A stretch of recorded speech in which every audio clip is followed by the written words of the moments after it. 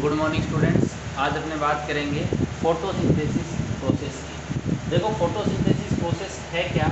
ये कह रहा है कि the process by which green plants converts CO2 and water into carbohydrate in the presence of sunlight and sunlight is called photosynthesis। देखो green plant की बात कर लेते हैं। तो ग्रीन प्लांट के अंदर पिगमेंट होता है, अपने उसको लिख लेते हैं क्लोरोफिल। देखो सबसे पहले लिख लिया क्लोरोफिल।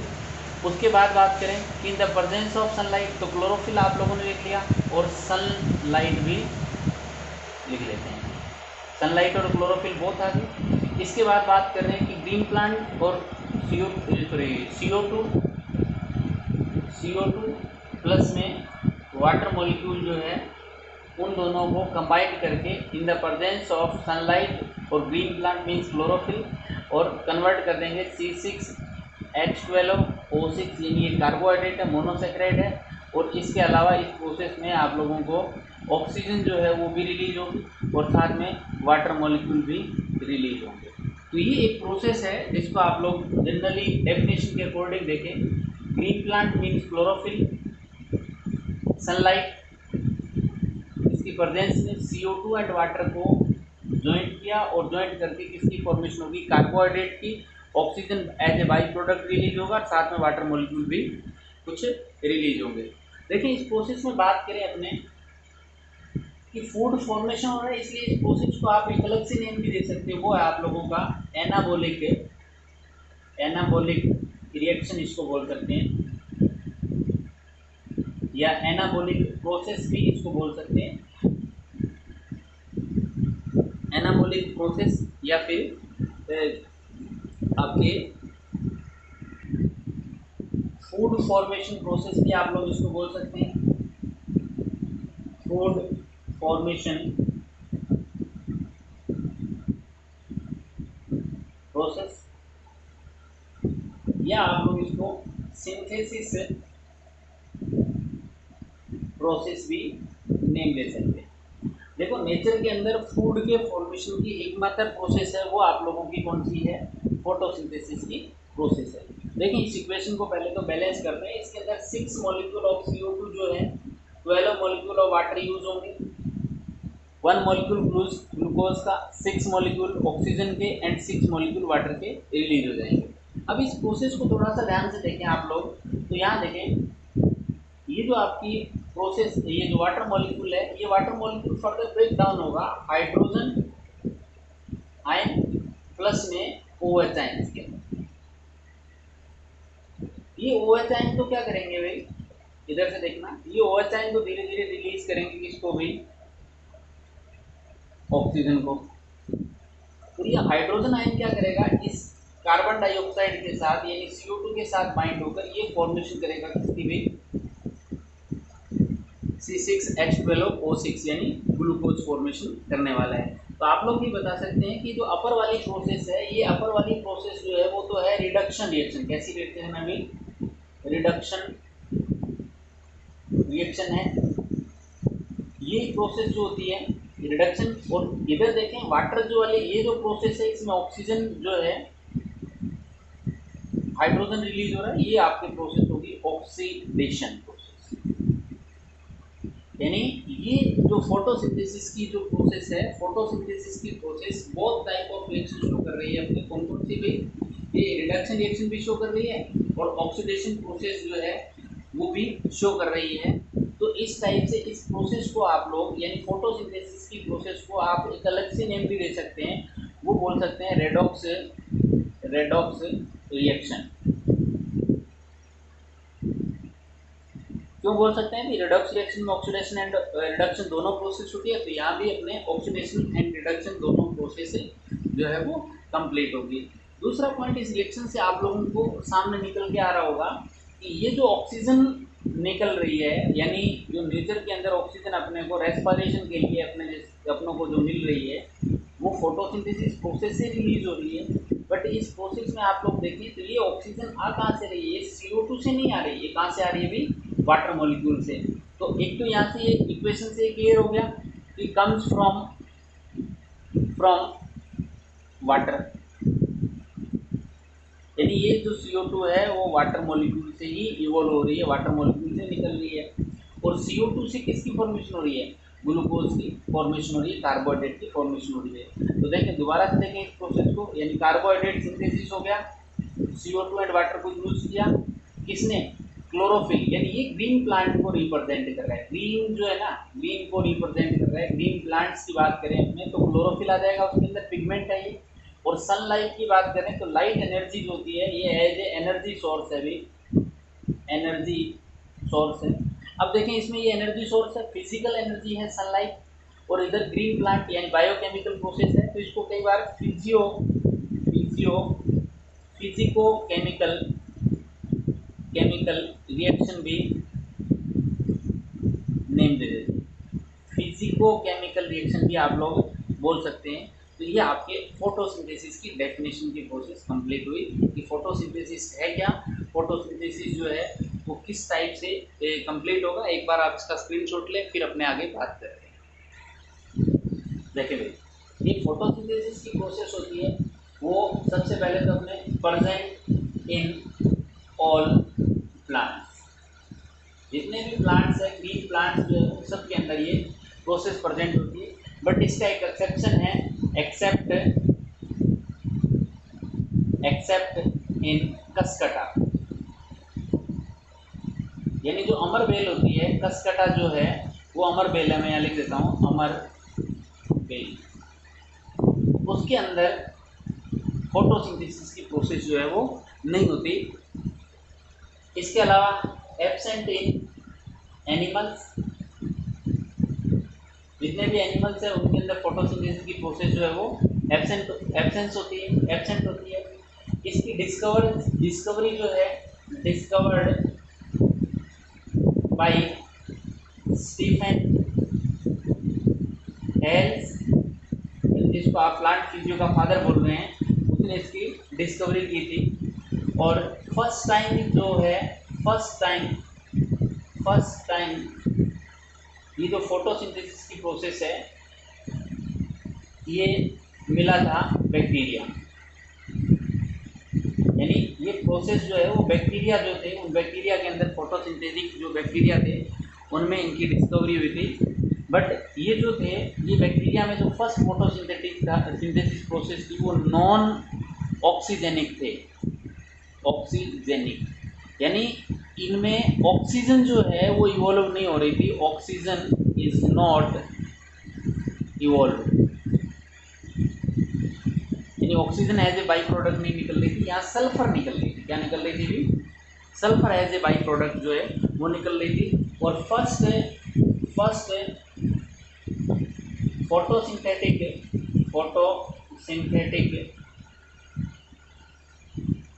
ऑक्सीजेनिक ऑर्गेनिज्म जो थे वो थे आपके बीजीए, यानी ब्लू ग्रीन एल्गी। ये आपके फर्स्ट फोटोसिंथेटिक ऑर्गेनिज्म थे जिन्होंने ऑक्सीजन जो है वो इवॉल्व करना स्टार्ट किया था। इसके अलावा फोटोसिंथेसिस की बात करें, मैक्सिमम इन पॉलीक्रोमिक लाइट, यानी फोटोसिंथेसिस की प्रोसेस जो है वो आपके मैक्सिमम होती है किसके अंदर? पॉलीक्रोमिक के अंदर। और as compare to monochromic light. अब ये मोनोक्रोमिक पॉलीक्रोमिक क्या है अपने इसी चैप्टर के अंदर डिस्कशन करेंगे, नेक्स्ट पॉइंट लेंगे इसमें। और इसके अलावा आप बात करें कि मैक्सिमम फोटोसिंथेसिस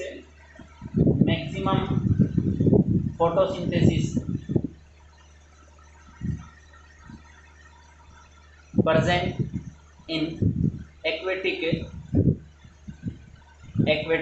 plants, यानी जो एक्वेटिक प्लांट्स है उनके अंदर मैक्सिमम फोटोसिंथेसिस हो रहा है, और इसके अलावा मैक्सिमम जो फोटोसिंथेसिस की प्रोसेस होगी वो पॉलीक्रोमिक लाइट के अंदर मैक्सिमम होगी।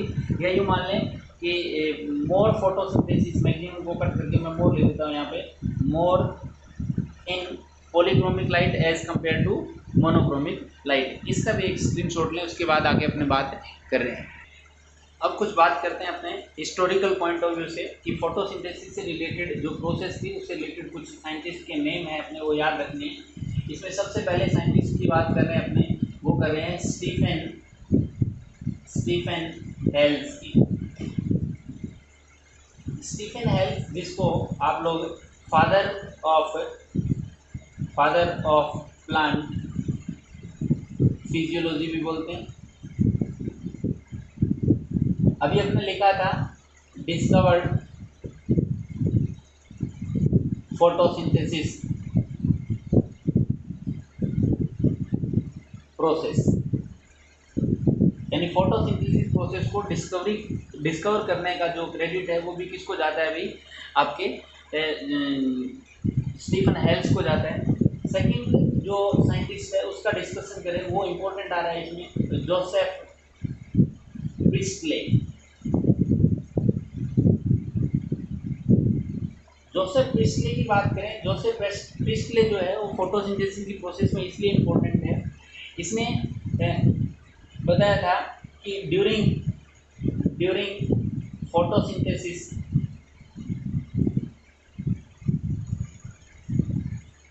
ऑक्सीजन इवॉल्व,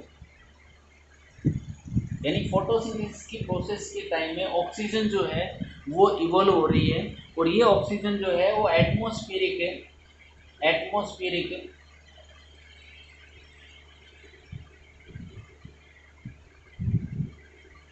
प्योरीफायर का काम कर रही है, यानी एटमॉस्फेरिक जो है उसका एटमॉस्फेयर प्योरीफायर का काम कर रही है। उसके अलावा एक साइंटिस्ट का नेम आता है जो है आपका engine house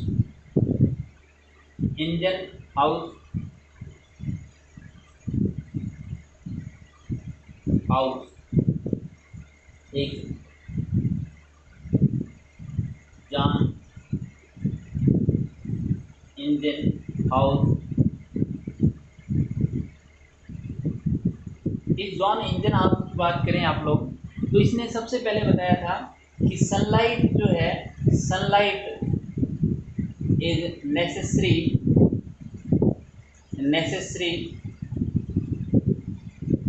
for photosynthesis,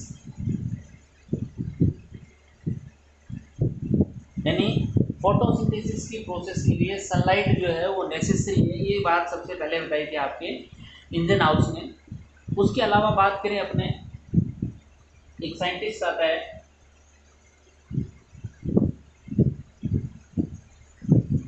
mayor. इस मेयर की बात करें तो मेयर ने सबसे पहले अपने को बताया था कि ग्रीन प्लांट जो है वो लाइट एनर्जी को केमिकल एनर्जी में कन्वर्ट करते हैं, light energy into chemical energy, यानी ग्रीन प्लांट जो है वो लाइट एनर्जी को केमिकल एनर्जी में कन्वर्ट करने का काम कर रहे हैं। एक साइंटिस्ट और आता है इसमें, इसका नेम है Blackman.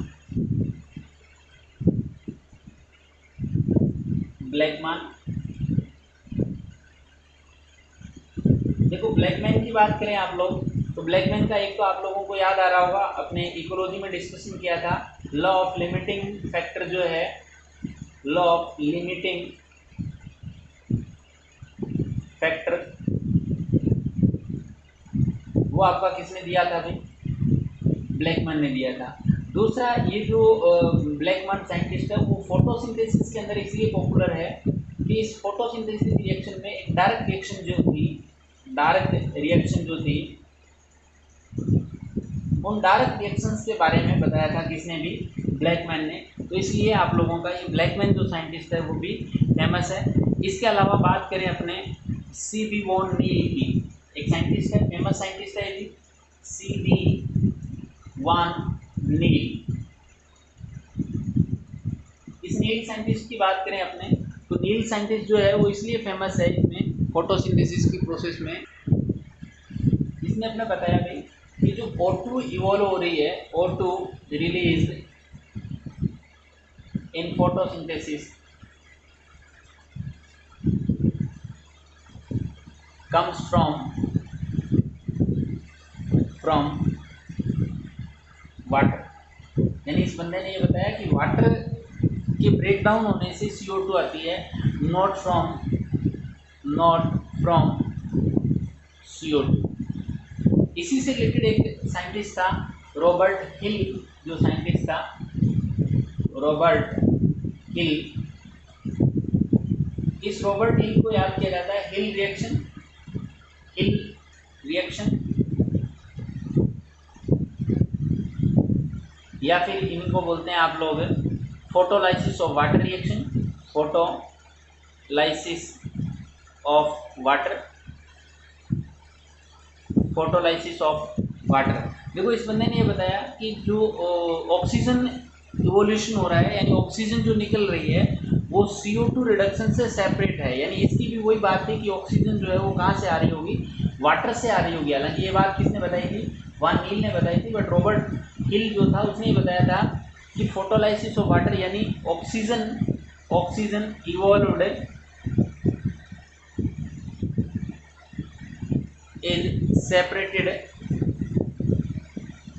separated from reduction of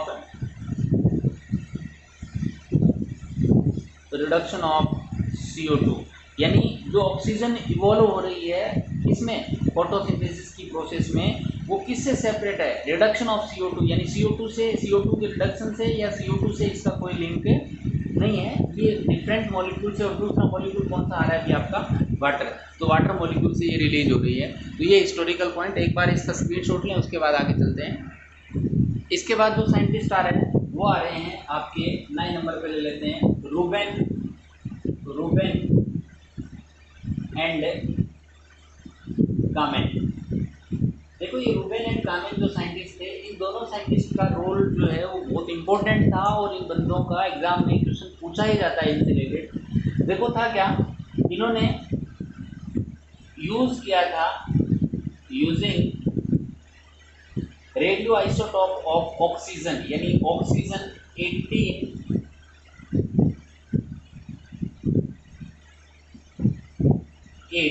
इसको यूज किया था, यानी रेडियो आइसोटोपिक ऑक्सीजन यूज की थी, यानी H2O जो यूज किया था फोटोसिंथेसिस में, उसमें ऑक्सीजन कौन सी थी, आइसोटोप था ऑक्सीजन का।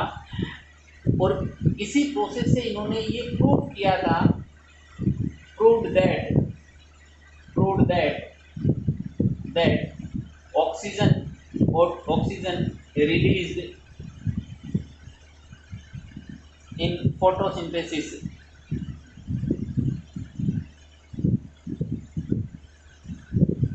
comes from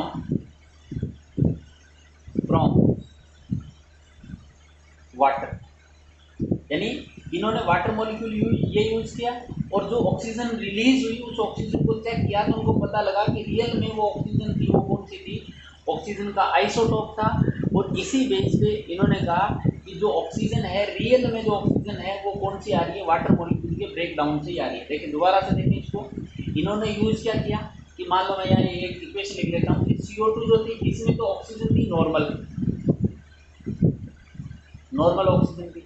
इसके अलावा बात करें अपने कि इसने जो वाटर यूज किया, उस वाटर के अंदर ये जो ऑक्सीजन थी उसको रेडियो लेबल्ड कर दिया, ऑक्सीजन 18 कर दिया। अब इस प्रोसेस में जो ऑक्सीजन रिलीज हुई, फोटोसिंथेसिस या ग्लूकोज सिंथेसिस हो गया, और साथ में जो ऑक्सीजन रिलीज हुई उस ऑक्सीजन को इन्होंने चेक किया, तो पता लगा कि रियल में ये ऑक्सीजन कौन सी थी, 18 वाली थी, नॉट ये नॉर्मल वाली। इसलिए इन्होंने बताया कि जो ऑक्सीजन इवॉल्व हो रही है वो कहाँ से आ रही होगी, कहाँ से भी, वाटर मॉलिक्यूल के ब्रेकडाउन से। जो पहले वॉन नील ने बताया था वही बात इसने प्रूफ की थी रूबेन एंड कामेन ने, यूजिंग आइसोटोप ऑफ ऑक्सीजन। याद रखना है कि आइसोटोप ऑफ ऑक्सीजन यूज करके इन्होंने ये बता दिया था कि फोटोसिंथेसिस की प्रोसेस में जो ऑक्सीजन रिलीज हो रही है वो कहाँ से आएगी, वाटर मॉलिक्यूल से आएगी। इसके बाद जो साइंटिस्ट आते हैं वो आपके आते हैं केल्विन एंड बेंसन। देखो इन केल्विन और बेंसन जो थे उन्होंने डिस्कवर किया था C3 साइकिल, और इसी C3 साइकिल ऑफ फोटोसिंथेसिस जो है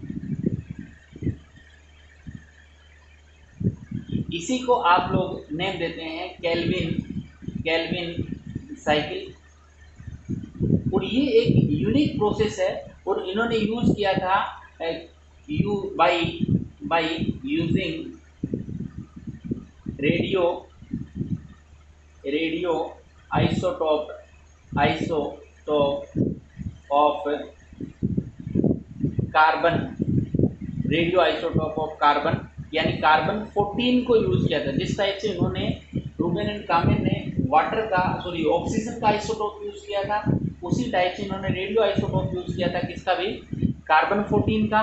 किस प्रोसेस को आइडेंटिफाई करने के लिए, ये जो C3 साइकिल है या यूँ मान लें कि जो CO2 है, CO2 से फूड की फॉर्मेशन जो हो रही है वो प्रोसेस जो है यानी फॉर्मेशन ऑफ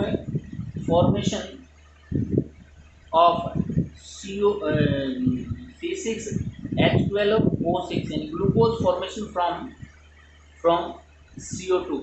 इस CO2 से ग्लूकोज की फॉर्मेशन कौन कौन से स्टेप में होगी, उन सारे स्टेप को जो है वो इन्होंने बताया था C3 साइकिल के अंदर। और उसी टाइम इन्होंने जो कार्बन लिया था, CO2 ली थी, इसके अंदर जो कार्बन था वो रेडियो आइसोटोप का कार्बन 14 था। तो इस टाइप से इन्होंने बताया था आपने C3 साइकिल के बाद में C3 साइकिल। इसके बाद अपने बात करते हैं जो साइंटिस्ट थे वो थे hatch and slag. Hatch slag की बात करें, इन्होंने डिस्कवर C4 साइकिल, यानी इन्होंने डिस्कवरी की थी C4 साइकिल। देखो बेटा आप लोगों को अपने डिस्कशन करेंगे इसी चैप्टर में कि C3 साइकिल क्या है, C4 साइकिल क्या है, ये दोनों डायरेक्ट रिएक्शन के अंदर आ रहे हैं, इनका डिस्कशन अपने फ्यूचर करेंगे। इसके अलावा बात कर लेते हैं एक लास्ट साइंटिस्ट और बात कर लेते हैं, वो आपकी हैं पीटर मिशेल का एक हाइपोथेसिस कल भी मैंने आपको बताया था, कीमो ऑस्मोटिक हाइपोथेसिस। ये फेमस हाइपोथेसिस है कीमो ऑस्मोटिक हाइपोथेसिस, यानी ये एक टाइप से एटीपी फॉर्मेशन से रिलेटेड भी हाइपोथेसिस है, वो था आपका पीटर मिशेल। तो एक बार इसका स्क्रीनशॉट लें फिर अपने आगे बात करते हैं। देखिए भाई इसी हिस्टोरिकल पॉइंट ऑफ व्यू से आपने बात की थी एक साइंटिस्ट की, जोसेफ प्रिस्टले की।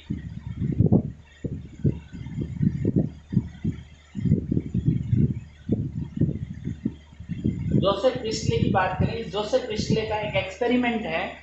वैसे तो आपको पता है कि इसने बताया था कि फोटोसिंथेसिस की प्रोसेस के टाइम में ऑक्सीजन जो है वो इवॉल्व हुई थी, ऑक्सीजन की डिस्कवरी का क्रेडिट इसको दिया जाता है।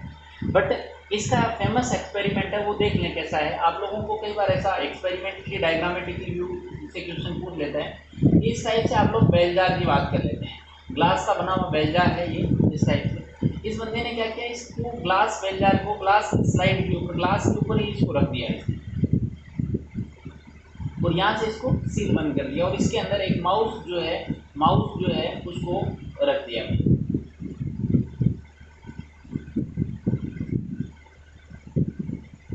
एक माउस को रख दिया और इसके साथ में इसने क्या कर दिया, एक कैंडल जो है उस कैंडल को जला के भी रख दिया,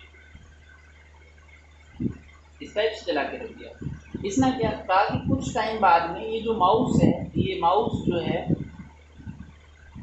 वो एक टाइप से आप यूँ मान लें कि सफोकेट हो जाता है, या यूँ मान लें कि डेड हो जाता है, या suffocate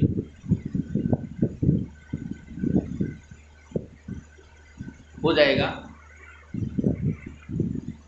due to the absence of oxygen. यानी इसके अंदर ऑक्सीजन नहीं थी, क्योंकि CO2 बर्न होगी तो इसमें जो भी ऑक्सीजन थी वो उसको क्या कर लेगी, बर्निंग में यूज कर लेगी और रिलीज क्या होगी, CO2 रिलीज होगी। यानी इसमें जो ऑक्सीजन थी इस बेल जार में, बेल जार के अंदर, इस बेल जार में जो ऑक्सीजन थी उस ऑक्सीजन को यूज कर लेगा कौन भी, ये कैंडल जो है वो यूज कर लेगी। कुछ ऑक्सीजन यूज कौन कर लेगा, ये माउस भी रेस्पिरेशन की प्रोसेस में यूज कर लेगा। और आफ्टर सम टाइम जैसे इसमें ऑक्सीजन खत्म हो जाएगी तो कैंडल जो है वो भी क्या हो जाएगी, बंद हो जाएगी, और इसके अलावा माउस जो है वो क्या हो जाएगा, डेड हो जाएगा। बट इसने इसी एक्सपेरिमेंट में, सेम टाइप ऑफ एक्सपेरिमेंट के अंदर इसने क्या किया, इनके पास में एक मिंट का प्लांट या कोई भी प्लांट जो है वो रख दिया, मिंट पुदीना होता है, इसको रख दिया इसने, वही कैंडल, कैंडल भी बर्न हो रही है। इसके अलावा माउस भी है, माउस अच्छा नहीं बन रहा है, ध्यान रखेंगे थोड़ा सा। और इसके अलावा इसने इसमें एक रख दिया मिंट प्लांट।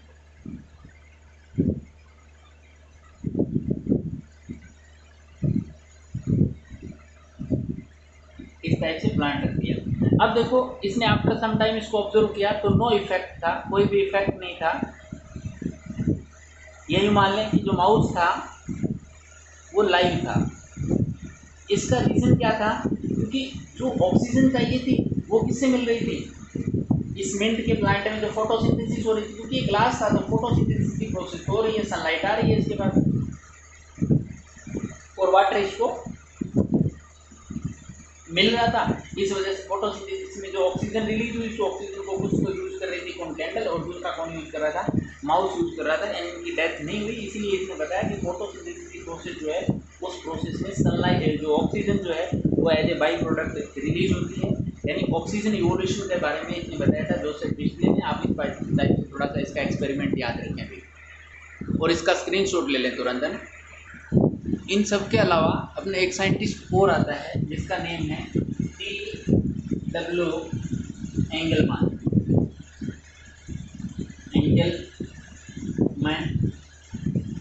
जो इस एंगलमैन या एंगलमैन का जो एक्सपेरिमेंट था, कई बार इससे रिलेटेड डायरेक्ट तो नहीं क्वेश्चन पूछ लेता, इनडायरेक्टली क्वेश्चन आ जाते हैं। इस बंदे ने सबसे पहले क्या किया था कि जो लाइट थी उस लाइट को प्रिज्म की हेल्प से, ये आपके प्रिज्म है, और इस प्रिज्म की हेल्प से इस लाइट को इसने स्प्लिट कर लिया, यानी स्प्लिटिंग ऑफ लाइट हो गई। आप बोल सकते हैं इसने विबग्योर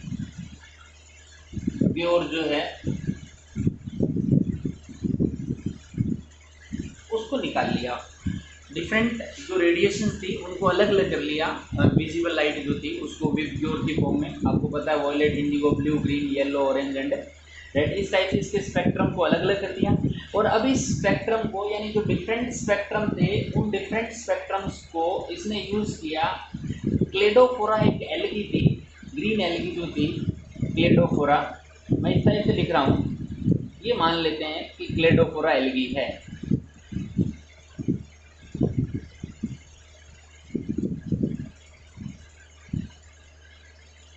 ये आपके ग्रीन एल्गी है, green algae Cladophora, Cladophora. Last year अपने स्टडी किया था ग्रीन एल्गी के अंदर क्लेडोफोरा की। अब इस क्लेडोफोरा जो है, इस क्लेडोफोरा को इसने डिफरेंट जो स्पेक्ट्रम थे, वॉयलेट था, इंडिगो था, ब्लू था, ग्रीन था, सब स्पेक्ट्रम इसने दिए। तो मैं इधर लिख रहा हूँ स्पेक्ट्रम को विबग्योर, ये डिफरेंट स्पेक्ट्रम इसने दिए। तो इस बंदे ने चेक किया, और इसके साथ में इस जो एल्गी का जो कल्चर था, इस सस्पेंशन के अंदर उसने बैक्टीरिया को भी रख दिया भी, इसको भी ध्यान रखें थोड़ा सा। इसने बैक्टीरिया डाल दिए, और पर्टिकुलर कौन से, एरोबिक बैक्टीरिया कल्चर में रखा, एरोबिक बैक्टीरिया। देखो एरोबिक बैक्टीरिया को एरोबिक बैक्टीरिया यूज़ करेगा ऑक्सीजन को, एरोबिक बैक्टीरिया का कल्चर भी इसने इस पर डाल दिया। अब इसने देखा कि जो बैक्टीरिया है वो बैक्टीरिया एक तो ब्लू रीजन के अंदर, ब्लू लाइट जो थी उस ब्लू लाइट के पास में ज़्यादा इकट्ठे हुए, यानी इस एरिया में बैक्टीरिया जो है वो उनका का एक्यूमुलेशन हुआ, बैक्टीरिया का एक्यूमुलेशन कौन से एरिया में हुआ, और दूसरा कौन से पे हुआ, रेड पे हुआ। इन रेड पे सबसे ज़्यादा हुए बैक्टीरिया इकट्ठे रेड जोन के अंदर। और इसके अलावा इस ब्लू वाले जो लाइट मिल रही थी उस टाइम सबसे ज़्यादा बैक्टीरिया जो है वो एक्यूमुलेट हुए, बैक्टीरिया एक्यूमुलेट हुए। तो इस पेज पे इसने कहा कि भाई जो ब्लू एंड जो रेड लाइट है, ब्लू एंड रेड जो स्पेक्ट्रम है लाइट का, जो ब्लू एंड रेड स्पेक्ट्रम है, उस ब्लू एंड रेड स्पेक्ट्रम के अंदर जो है वो फोटोसिंथेसिस की प्रोसेस जो है, फोटोसिंथेसिस वो मोर होता है या मैक्सिमम होता है भाई। यानी पर्टिकुलर स्पेक्ट्रम की बात करें, नो डाउट इसमें भी बैक्टीरिया थे, बट इनके अलावा जो बात करें सबसे ज़्यादा जो बैक्टीरिया मिले वो कौन से एरिया में मिले, रेड और ब्लू वाले रीजन के अंदर मिले। तो इस एक्सपेरिमेंट के बेस पे इसने बताया कि ब्लू और रेड जो स्पेक्ट्रम है, ब्लू और रेड जो लाइट है, उस लाइट के अंदर फोटोसिंथेसिस की प्रोसेस मैक्सिमम होता है। तो आप लोग बात ये कह सकते हैं कि इस एक्सपेरिमेंट का कंक्लूजन जो था वो क्या था, मैं इधर लिख लेता हूँ।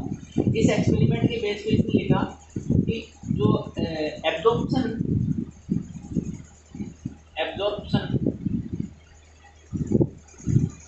स्पेक्ट्रम जो है वो तो कौन सा है, ब्लू रेड, कौन सा है भाई, ब्लू रेड है। और दूसरा फोटो आपके जो बात करें एक्शन स्पेक्ट्रम की, ध्यान रखें थोड़ा सा, मैं बता रहा हूँ अभी आपको, एक्शन स्पेक्ट्रम की वो आपका है रेड ब्लू। आप कहोगे सर दोनों अलग अलग कैसे लिखे, अपोजिट क्यों लिखा है, इनको ध्यान रखें थोड़ा सा। देखो एब्जॉर्प्शन स्पेक्ट्रम का मीनिंग है कि इस विबग्योर में सबसे पहले जो एब्जॉर्प्शन हुआ, यानी लाइट का मैक्सिमम एब्जॉर्प्शन किस एरिया पे हुआ, ब्लू पे हुआ, और उसके बाद में किस पे हुआ सबसे ज़्यादा, रेड पे। तो ब्लू एंड रेड हो गया। और एक्शन स्पेक्ट्रम की बात कर लेते हैं, तो एक्शन स्पेक्ट्रम मतलब सबसे ज़्यादा फोटोसिंथेसिस कहाँ हुआ, वो आपका हुआ रेड में, इसलिए रेड, और दूसरे नंबर पे किसका आएगा, ब्लू का आएगा। तो रेड ब्लू आप लोगों ने लिखा। एक बार इसका भी स्क्रीनशॉट लें, उसके बाद आगे चलते हैं। इसके बाद अपने बात करते हैं रिक्वायरमेंट या एसेंशियल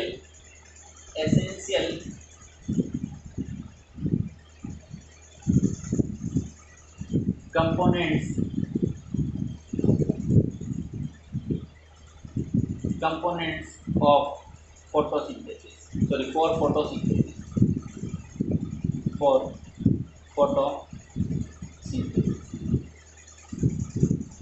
यानी फोटोसिंथेसिस की प्रोसेस जो है उसके लिए कौन कौन से एसेंशियल कंपोनेंट जो है वो रिक्वायर्ड होते हैं। तो मैं यहाँ लिख रहा हूँ, थोड़ा सा ध्यान रखिए।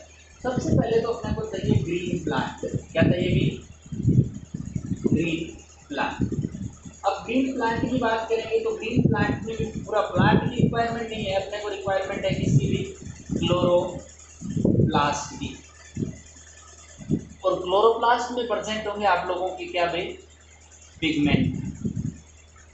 तो इन पिगमेंट्स की और क्लोरोप्लास्ट की, तो सबसे पहले तो ये जो क्लोरोप्लास्ट है इसको आप लोग डिस्कशन करेंगे, क्लोरोप्लास्ट को। दूसरे नंबर पे अपने जो डिस्कशन करेंगे पिगमेंट्स की बात करेंगे, क्योंकि क्लोरोप्लास्ट के अंदर कौन कौन से पिगमेंट है उनका डिस्कशन अलग से करेंगे। ये जो क्लोरोप्लास्ट है इसको आप लोग यूँ भी बोल सकते हैं साइट फॉर फोटोसिंथेसिस। यानी फोटोसिंथेसिस की प्रोसेस के लिए जो साइट का काम करेगा वो करेगा क्लोरोप्लास्ट, और क्लोरोप्लास्ट में जो पिगमेंट होंगे उनका अलग से डिस्कशन करेंगे। थर्ड नंबर पे अपने डिस्कशन करेंगे CO2 कि क्या फोटोसिंथेसिस की प्रोसेस में जो CO2 यूज हो रही है उस CO2 का क्या रोल है, CO2 किस टाइप से यूज हो रही है, कौन सा एक्सपेरिमेंट है इससे रिलेटेड। एक पॉइंट डिस्कशन करेंगे अपने इस एसेंशियल कंपोनेंट के अंदर, वो करेंगे आप लोग वाटर का, क्योंकि वाटर की तो इसकी रिक्वायरमेंट है। और फिफ्थ नंबर पे अपने जो लेंगे वो लेंगे सनलाइट, या यूँ मान लें कि लाइट एनर्जी जो है, लाइट एनर्जी, उसके लिए अपने डिस्कशन करेंगे फिफ्थ पॉइंट में। तो ये सारे के सारे जो है अपने ग्रीन प्लांट वाले क्लोरोप्लास्ट, इसके अलावा पिगमेंट, इसके अलावा CO2, वाटर एंड जो सनलाइट है, यानी जो लाइट एनर्जी जो है वो अपने कुल मिला के 5 जो है वो कंपोनेंट है फोटोसिंथेसिस की, प्रोसेस के लिए एसेंशियल कंपोनेंट है। इसमें से सबसे पहले अपने डिस्कशन करते हैं क्लोरोप्लास्ट का, जो वैसे भी अपने 11th क्लास के अंदर ऑलरेडी डिस्कशन कर चुके हैं, पर फिर भी एक बार इसको रिवीजन के पॉइंट ऑफ व्यू से मैं डिस्कशन करवा रहा हूँ। तो क्लोरोप्लास्ट की बात करें तो क्लोरोप्लास्ट जो है वो आपको याद होगा mostly one in higher plants,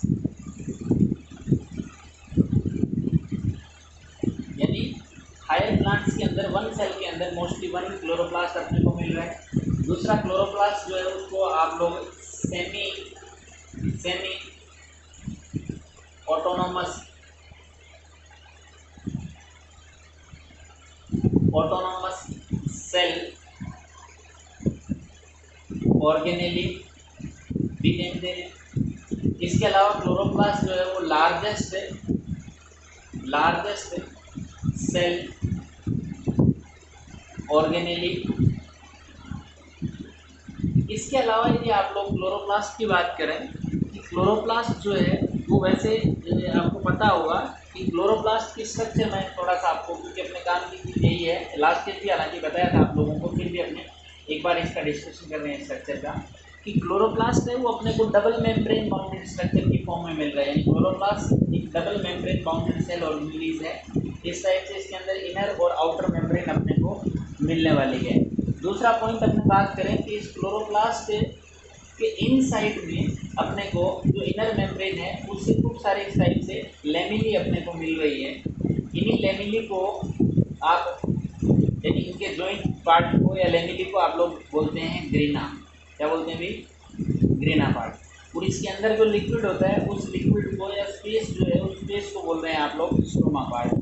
इन्हीं लेमिलीज के ऊपर इस टाइप से, नहीं आप लोगों को याद आ रहा होगा, आप लोगों ने थाइलेकोइड्स जो थे उनका डिस्कशन किया था। इन थाइलेकोइड्स के अंदर भी आप लोगों को कुछ पॉइंट याद आ रहे होंगे, थोड़ा सा रिवाइज करें 11th के पॉइंट ऑफ व्यू से, किस टाइप से अपने को डिस्कशन किया था पहले ही। एक बार मैं रफली इतना ही बना रहा हूँ। तो इसके अंदर ये तो सबसे पहले हो जाएगी आउटर मेम्ब्रेन, आउटर मेम्ब्रेन। ये इसकी हो जाएगी इनर मेम्ब्रेन।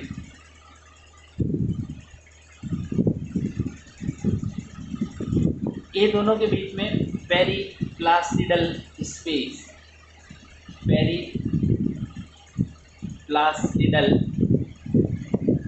स्पेस। इसके अलावा बात करें इसके अंदर ये जो पार्ट है ये अपने को मिल रहा है ग्रेना। ये जो लिक्विड वाला पोर्शन है ये सारा का सारा,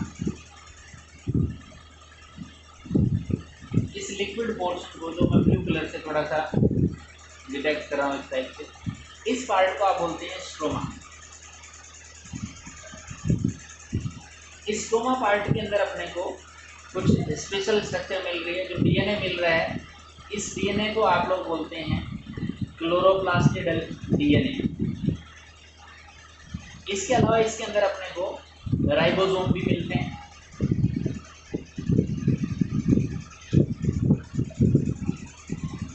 राइबोसोम, और ये राइबोसोम्स जो है वो कौन से मिलते हैं? 70S टाइप के मिलते हैं। एस है ये 70S टाइप, स्वेडबर्ग यूनिट जो है वो आप लोग याद रखें। इसके अलावा इस स्ट्रोमा पार्ट के अंदर एक इम्पोर्टेंट अपने को एंजाइम मिल रहा है, उस एंजाइम का नेम है भी आप लोगों के रूबिस्को। कौन सा एंजाइम है? रूबिस्को। याद रखें, राइबोलोज बाइफॉस्फेट कार्बोक्सिलेज ऑक्सीजनेज एंजाइम है, अपने इसका डिस्कशन करेंगे। इसके अलावा इसमें कुछ कार्बोहाइड्रेट जो मॉलिक्यूल है अपने को, कार्बोहाइड्रेट्स जो है वो भी अपने को मिलेंगे स्टोर्ड फूड की फॉर्म में।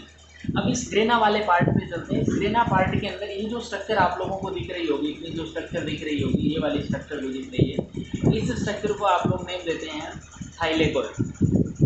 थाइलेकोइड। इन थाइलेकोइड्स की बात करें, इन थाइलेकोइड्स के अंदर आप लोगों को मिलता है पिगमेंट। पिगमेंट मॉलिक्यूल्स जो है वो अपने को इस टाइप से मिलते हैं थाइलेकोइड्स की मेम्ब्रेन पे। ये पिगमेंट जो है वो मिलते हैं आपको क्वांटासोम्स की फॉर्म में। क्वांटासोम्स की फॉर्म में अपने को पिगमेंट मॉलिक्यूल जो है वो इस टाइप के क्लोरोप्लास्ट के थाइलेकोइड्स में मिलेंगे। और आप लोगों को पता है कि क्वांटासोम के अंदर आप लोगों को 2 230 to 400 पिगमेंट मॉलिक्यूल्स मिल रहे थे ईच क्वांटासोम के अंदर। 230 to 400 पिगमेंट मॉलिक्यूल के जॉइंट होने से आप लोगों की फॉर्मेशन हो रही थी क्वांटासोम की। अब बात करते हैं इस ग्रेना पार्ट के अंदर। इस ग्रेना पार्ट जो है इसके अंदर की जो प्रोसेस होगी, यानी मैं इधर लिख रहा हूँ, इस ग्रेना के अंदर जो टोटल रिएक्शन होगी वो होगी लाइट रिएक्शन। कौन सी रिएक्शन होगी भी? Light reaction. और ये जो आपका स्ट्रोमा पार्ट है, इस स्ट्रोमा पार्ट में जो रिएक्शन होगी वो होगी आप लोगों की डार्क रिएक्शन। कौन सी होगी भी? Dark reaction. यानी कुल मिला के आप बात करें कि फोटोसिंथेसिस की प्रोसेस में फर्स्ट रिएक्शन जो है या फर्स्ट टाइप ऑफ रिएक्शन जो है वो तो है लाइट रिएक्शन, और सेकंड टाइप ऑफ रिएक्शन जो है वो है आपकी डार्क रिएक्शन। तो टू टाइप ऑफ रिएक्शन जो है वो इस कंप्लीट क्लोरोप्लास्ट के अंदर कंप्लीट होगी। एक बार फिर से देखें, कुछ बच्चों ने जिन्होंने 11th में ढंग से इसको नहीं स्टडी किया वो एक बार रिवाइज करें, क्योंकि बार बार अपने एग्जाम में जो इस चैप्टर के अंदर इसका यूज़ आएगा। तो सबसे पहले तो कि mostly one in higher plants, और एलगी के अंदर 20 to 30 within one cell भी मिल जाते हैं आप लोगों को इन हायर प्लांट सेल। थोड़ा सा ध्यान दीजिए कि इन सेल के अंदर आप लोगों को वन मिलेगा mostly, but in algae more than one भी हो सकते हैं। सेमी ऑटोनोमस सेल ऑर्गेनेलीज है, लार्जेस्ट सेल ऑर्गेनेलीज है। सेकंड लार्जेस्ट आप लोगों ने लास्ट डिस्कशन किया था, माइटोकॉन्ड्रिया की बात की थी। अब ये double membrane bounded cell organelles है। टू मेम्ब्रेन इसके अंदर अपने को मिल रही है, outer membrane and inner membrane, और बोथ मेम्ब्रेन के बीच का जो स्पेस है उस स्पेस को आप लोग बोल रहे हैं पेरिप्लास्टिडल स्पेस। अब ये कह रहा है कि इनर साइड का जो लेमिला है, यही मान लें कि इनर साइड की जो मेम्ब्रेनस बाउंड्रीज है उनको बोलते हैं ग्रेना, और इसके अलावा जो लिक्विड पोर्शन है उसको बोलते हैं आप लोग स्ट्रोमा। तो ग्रेना और स्ट्रोमा की बात होगी। इसके अलावा स्ट्रोमा पार्ट के अंदर आप लोगों को डीएनए मिलेगा, जिसको क्लोरोप्लास्टिकल डीएनए या प्लास्टिकल डीएनए बोल देते हैं। इसके अलावा इसमें आप लोगों को राइबोसोम भी मिलेंगे, और इसके अलावा इसमें आप लोगों को आरएनए मॉलिक्यूल भी मिलेगा। क्या मिलेगा भाई? आरएनए मॉलिक्यूल भी मिलेगा। आरएनए, राइबोसोम एंड डीएनए सारी चीज़ें हैं, इस वजह से आप इसको बोलते हैं कि ये सेमी ऑटोनोमस सेल ऑर्गेनेलीज है। और इसके अलावा एक मोस्ट इंपॉर्टेंट एंजाइम मिलने वाला है, वो एंजाइम कौन सा है आप लोगों का? रूबिस्को एंजाइम है। ये फोटोसिंथेसिस की C3 साइकिल के अंदर यूज होता है, एंजाइम है भी ये। इसकी फुल फॉर्म और इसका डिटेल भी अपने इन फ्यूचर करेंगे जब ये डायरेक्ट रिएक्शन करेंगे। उसके अलावा बात करते हैं इस स्ट्रोमा पार्ट के अंदर की जो भी रिएक्शन होगी वो डायरेक्ट रिएक्शन होगी, यानी इसमें सनलाइट का कोई रोल पर्टिकुलर डायरेक्ट रोल नहीं है। जबकि जो ग्रेना पार्ट है उसके अंदर सनलाइट का डायरेक्ट रोल है, ग्रेना वाले के अंदर, जिसके अंदर लाइट रिएक्शन होगी। ये अपने क्लोरोप्लास्ट की स्ट्रक्चर है। एक बार इसको रिवाइज करें। नेक्स्ट टॉपिक जो अपने ले रहे हैं वो नेक्स्ट रिक्वायरमेंट के अकॉर्डिंग चल रहे हैं। नेक्स्ट रिक्वायरमेंट अपने हैं कौन सी भी, वो अपने नेक्स्ट वीडियो में